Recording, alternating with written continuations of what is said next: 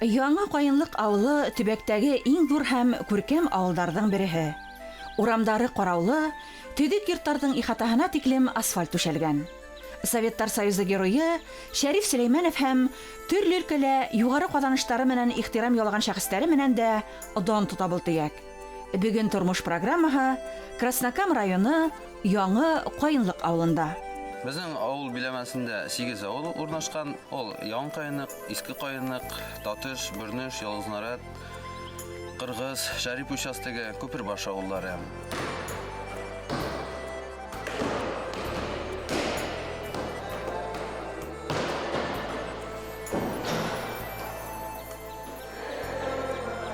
Мин шешкәсез үзем тора алмайм. Мин бәләкәйдән үк шешкә дөньясында үскәнмен. Үзем авыл кызы булгач, без эштән куркмайбыз. Минем коллективта барысы да авыл кызлары.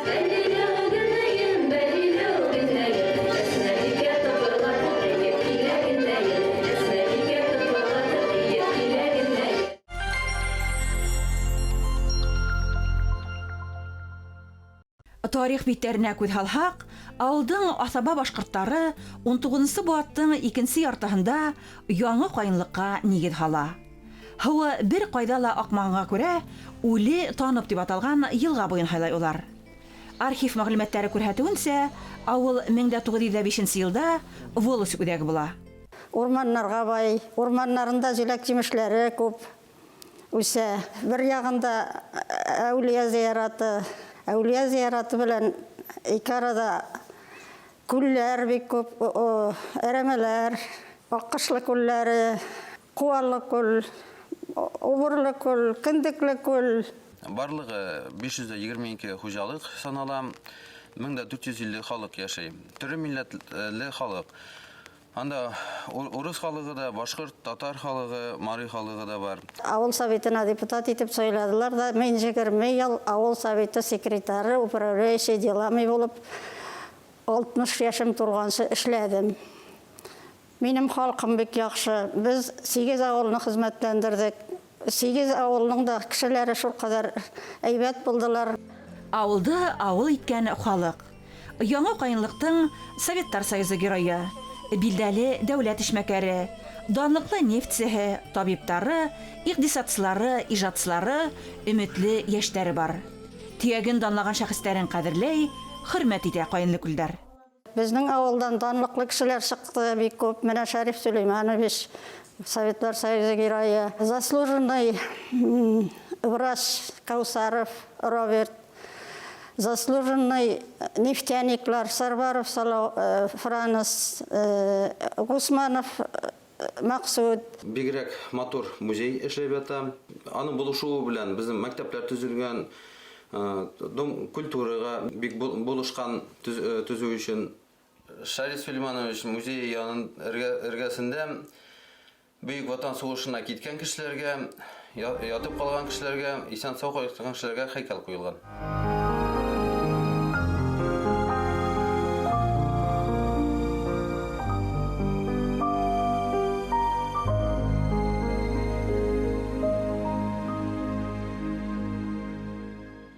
Яңа Кайынлык мәктәп-интернаты ла Советтар Союзы герое Шәриф Сөләйманов исемен йөртә.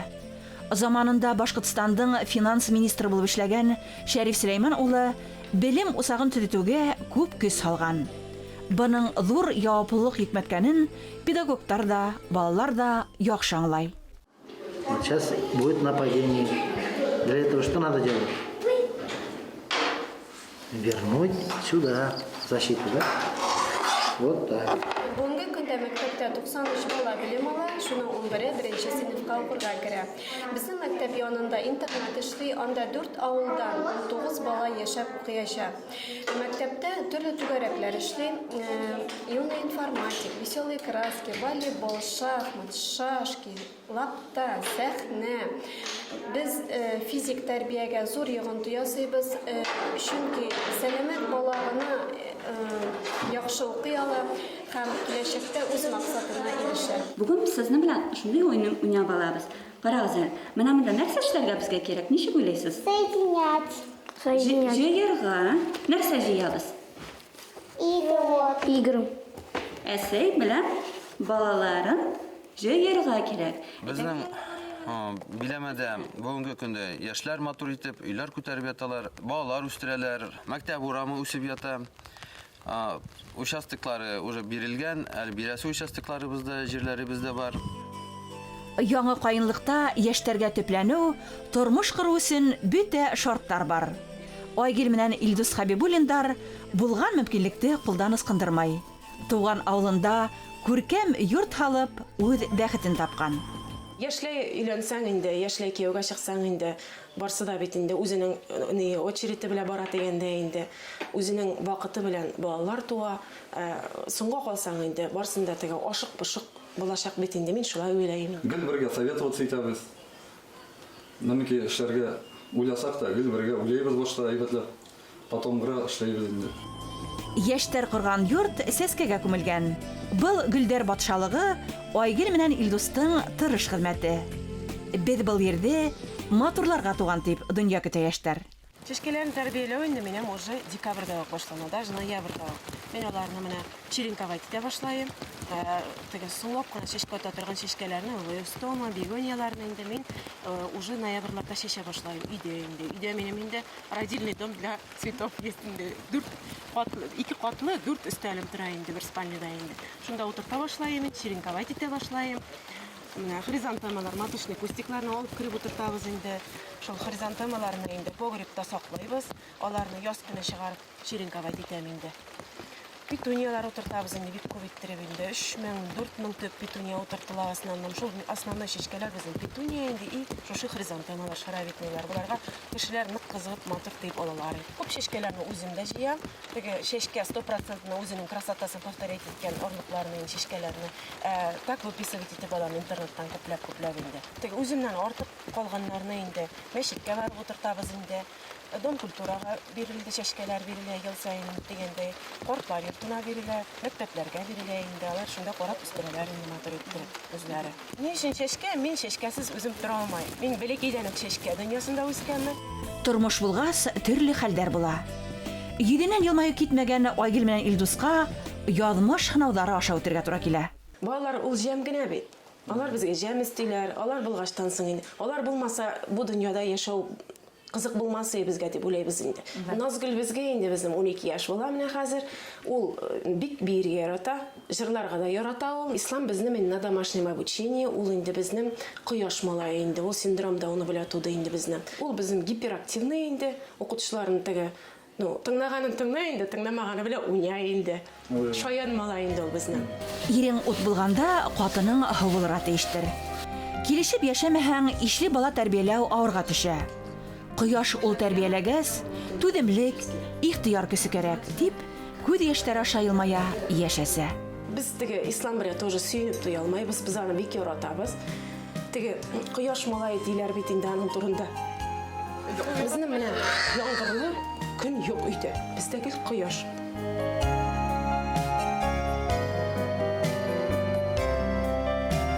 Авылдагы тормыш үз җирең булу, үз җиреңә менә иртән уянып чыгып, үз җиреңә рәхәтләнеп менә карау, малларын сиңа карап торсын күзеңә, этең карап торсын, песиң карап торсын, балаларын шунда матур итеп диварыңда йөгереп йөрсен, менә шул дип уйлыйм. Тормыш яме, үзеңнең бакчаң, үзеңнең чәчкәләрең карап тора сиңа инде. Канаттарың пар булһа, бөтә кәртәләрдә иңергә мөмкин.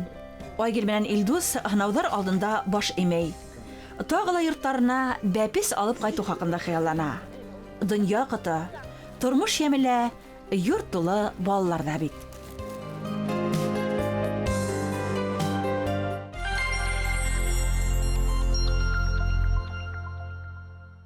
Авылыбызда бөтенесе дә һәрбер учреждениеләрдә үзебезнең халыклар эшләй, аларның күбесе яшьләр. Нефть яткылыктарына бай төбәктә яшьтәргә башка төбәктәр белән сагыштырмаса эш җитерлек. Ир-егетләрнең күбеһе ошо тармакта хезмәт итә. Кайынлык күрше Куян авылы менән кушылган тиерлек. Шуга да эшкуарларның күбеһе 2 авылда хезмәтләндерә. ачтык, коллектив җыйдым, бик дружный коллектив җыелды. Аллага шөкер, ярты коллективым әлегә кадәрле шулар белән атлайбыз, бергә барабыз. Мәктәпләр белән эшләйбез, ДШИ мәктәбе белән эшләйбез, магазиннар белән эшләйбез. Шул ничә ел ичендә мин үзем күрше авылда магазин булмаган җирдә магазин ачтым. Анда торговля бик әйбәт бара. Куянда безнең киоск бар, анда да торговля бара. Выпечкабызны халык ярата. Безнең выпечкалар барысы да экологический продукттан эшләнә. Без итне сатып алмайбыз. Тормыш иптәшем минем мал карый, мал асрайбыз.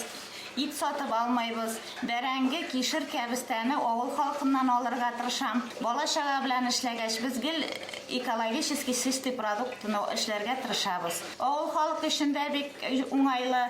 Безне туган көннәр үткәрәбез, бала-чагаларга праздниклар үткәрәбез. Алай нәмәкәй сорай, шуны без эшләйбез инде. Тырыштарга эш карышмай. Авылдаштарын милли ризыктар белән тәэмин итүсе эшлекле Гөлсинә Нәҗип кызы коллективында 11 хатын-кыз эшләй. Һәр вакыт безнең ишек ачык, безнең коллектив белмәгән кешене өйрәтә. Без бер кашан да отказа итмәйбез эшләгән кешегә. Мин үзем авыл кызы булгач, без эштән куркмайбыз. Минем коллективта барысы да авыл кызлары. Эштән куркмайбыз, Аллага шөкер. Яшьләргә дә авылдан куркмагыз, кайтыгыз. Яшәгез, тормыш итеп була авылда. Йөрәк куркып тора, кул эшләп тора инде. Мин дә башта курктым. Поддержка коллективымның поддержкасы булмаса, менә минем әле олы яшьтәге апалар пенсиягә киттеләр. Алар мине нык поддерживать иттеләр. Без сиңа эшкә барабыз, әйдә аш, без сиңа булышабыз дип, аларның поддержкасы миңа нык коскурка кул эшләй. Авылдаштарына кирәкле кеше уларга ярдәм итә, терәк була алганлыгына ихлас куана Гөлсинә Сабирова. Күңеленә хуш килгән эшен тапкан да, иңдәренә алган бихисап бурыстарын һәвитемсә генә түгел, ә уттай янып эшләй.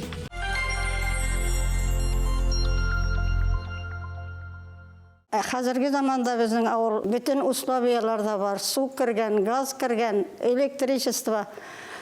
Юллар әйбәт, эшләргә, китмәскә авылыбыз бик ямьле.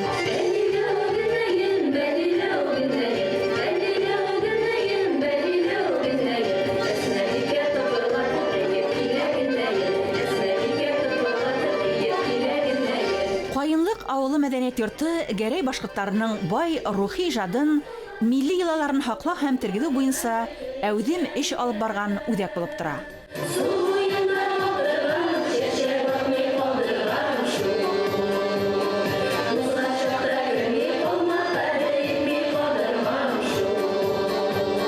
Үзебезнең инде фольклор ансамблебез, балалар бию ансамбльләре, үрнәкле курай ансамбльләребез бар. Театр яраталар. Яңа Каенлыкның авылының халкы уңган, булган, барлы яклап та килгән. Авылыбызда үсеп, туып, үсеп, шушы Яңа Каенлык мәктәбен укып чыгып киткән егетләребез. Гайсин Илдар үзенең сүзләренә Мәскәүдә яшәгән композитор Гүзәлия музыкасына Каенлыгым дигән җырны яздырды. Фәридә Ахматнурова шушы Каенлык авылында туып үсеп, шушы авыл мәктәбен тәмамлап, авылым шишмәләре дигән җыр язды. Безнең коллективта 36 бала, зур олы состав и младший состав бар инде. Район тормышында бик әүдем катнашабыз. Балалар бик теләк белән, зур теләк белән йөриләр. Бунда халык, Каенлык авылы бик эштән, булдыклы халык яшәй. Авылыбыз инде данлыклы булган, үсеп чыгып киткән шәхесләре белән, учрежденияларыбыз барысы да инде бар. Данлык Краснокам районында бердән-бер инде картлар йорты эшләп килә, инде 2000 елда ачылган иде. Монда инде башта районныкы авыл, шушы тирәнеке генәләре, хәзер республикадан китерәләр инде. Айның һәр кичәтнасында барабыз, концертлар куябыз. Инде әлеге шартларда, инде санитарный эпидемиологик шартларда без барабыз, капка төбеннән булса да аларга җырлап биеп кайтып китәбез. Алар инде күңелләре күтәрелеп кала. Яңа Каенлыкта олылар һәм балалар исендә иҗади коллективтар күп һәм төрле юнәлештә эшләй. Авылдың мәдәни йолаларны өйрәнү һәм үстерү буенча Атылъяр фольклор коллективы өчен баһалап беткеһез. 18 елда күп функциялы мәдәният йорты дигән исем бирделәр.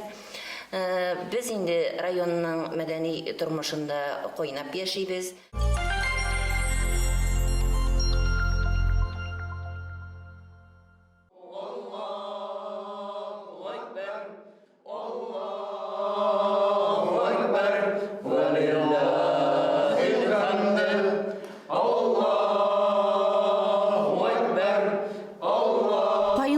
Мәктәбен 6 медалга тамлаган беренче укучысы.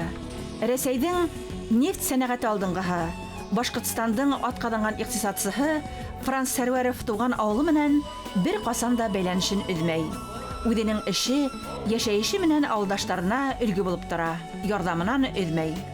Каенлыкүлдең кап уртаһында иман йортын төзеп, җиһазландырылды ла үзе алган.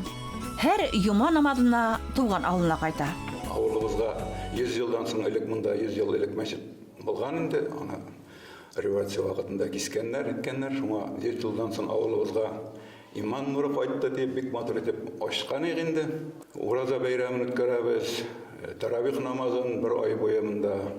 Шуннан Корбан бәйрәмен анда үткәрәбез. Беренче елны менә ачкачтан монда безнең беренче этарда мәдрәсә, анда 26 бала жүреп укыдылар, мәдрәсәне ачып әйбәт кенә эшләй башлаган инде. Ислам бер вакытта да кешене аламалыкка, начарлыкка өйрәтмәй. Шуңа ул яктан менә ул бөтен әһәмият шунда бит инде. Халык бана шуның чагыннан тәрбияләп үстерсәк без балаларны, киләчәктә алар әйбәт кешеләр булырлар икән. Безнең кунакларның ярлыка, Борындан олларды хөрмәтләргә, кешеләрне кеше итә белергә өйрәнгән урындагы халыктың гомер хукмагының һәр бурылышы горурланып телгә алырлык. Араслы, котлы. Эш бәхет. Тракторист булам, шофер булам дип хыялларым яшәдем инде мин. Бәләкәй чактан. Итәки тормышка ашты дигән шикелле. Дәтедә эшләдем тракторда. Аннан газикта эшләдем. Самосвалда җилдә эшләдем. Молоковозда эшләдем инде 53дә. Мен яраттым эшемне. Эшне яраткач шулай эшкә туры килде инде. Халкыбыз иман юлына баскас уфуктар киңәйде, күктәр биегәйде ди авыл халкы.